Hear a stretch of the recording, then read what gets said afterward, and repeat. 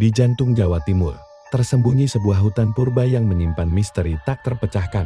Inilah Alas Purwo, tempat di mana keindahan alam berpadu dengan kisah-kisah menyeramkan yang telah melegenda. Namun, di balik keheningan yang mencekam, sering terdengar bisikan samar, desisan aneh, dan suara-suara tak dikenal. Mereka seolah berasal dari kedalaman hutan, membuat bulu kuduk merinding, seolah-olah hutan ini hidup, bernapas dengan rahasia kuno yang tak terucap. Terpanggil oleh rasa penasaran yang tak tertahankan, kami memberanikan diri melangkah lebih jauh. Setiap langkah membawa kami semakin dalam ke labirin pepohonan raksasa dan akar-akar yang menjalar, mencari sumber suara misterius itu. Suara-suara itu kini mengelilingi kami, semakin jelas dan intens, mencapai puncaknya.